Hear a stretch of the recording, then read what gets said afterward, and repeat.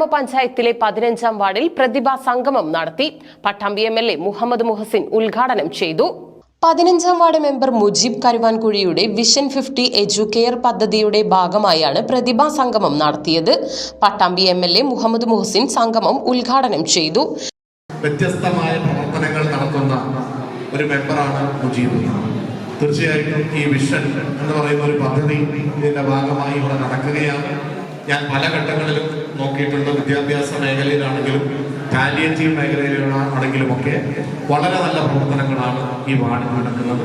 അതോടൊപ്പം തന്നെ നമ്മുടെ ഗ്രാമപഞ്ചായത്ത് ഇപ്പോൾ പ്രസിഡന്റ് വളരെ വിശദമായിട്ടും വളരെ ചുരുക്കിയിട്ടാണെങ്കിലും വലിയ പ്രോജക്റ്റുകളെ കുറിച്ച് പറഞ്ഞു.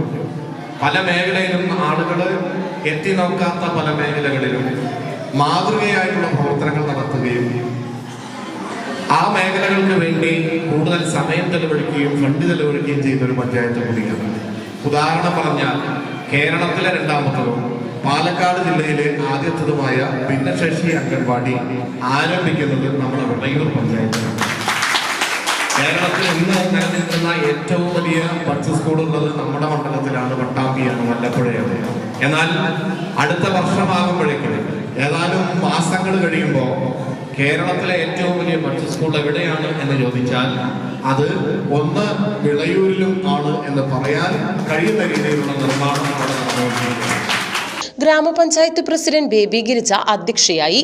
Pattambi block panchayat member Saritha KS, ഗ്രാമപഞ്ചായത്ത് മുൻ പ്രസിഡന്റ്മാരായ T Gopalakrishnan, K Murali, medical NEET പരീക്ഷയിൽ ഉന്നത വിജയം കരസ്ഥമാക്കിയ അമാന ഗൻസ തുടങ്ങിയവർ ചടങ്ങിൽ മുഖ്യാതിഥികളായി പങ്കെടുത്തു.